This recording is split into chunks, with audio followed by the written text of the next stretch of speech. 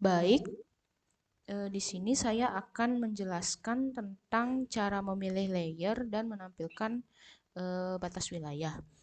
Di video sebelumnya sudah dijelaskan tentang bagaimana cara mengimport data daerah ini, di mana data daerah ini adalah data daerah kelungkung.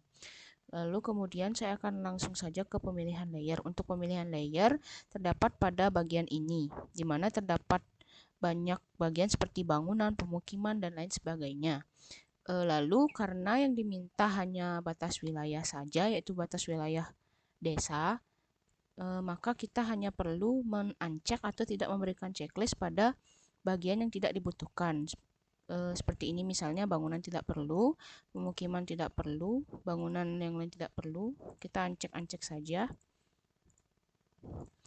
Sebelumnya untuk bagian yang hanya perlu di checklist adalah administrasi desa AR, di mana hanya bagian itu yang nantinya akan memberikan tampilan batas wilayahnya. Jadi kita untuk sisanya bisa di uncheck atau tidak diberikan checklist.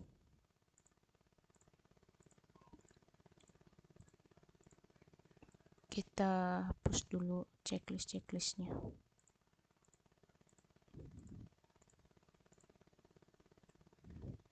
Pasir tidak perlu, toponomi tidak perlu. Jadi yang hanya di checklist seperti yang saya katakan tadi yaitu administrasi desa AR, karena bagian inilah yang akan menjelaskan batas wilayahnya. Menampilkan maksudnya. Uncheck.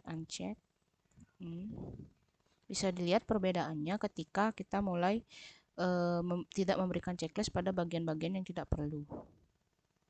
Administrasi, uncheck.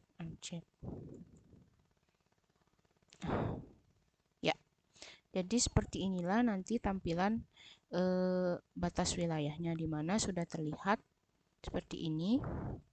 Lalu untuk jika ingin merubah warnanya bisa, kita hanya tinggal mengklik, lalu klik kanan properties, lalu pilih color, bisa yang mana saja dipilih, misal ini, seperti ini, sesuai keinginan sendiri. Intinya agar enak, agar nyaman dilihat, seperti itu. Misal saya menggantinya dengan ini, warna ini.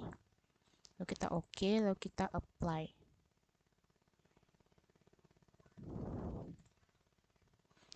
Lalu oke, nah seperti inilah jadinya.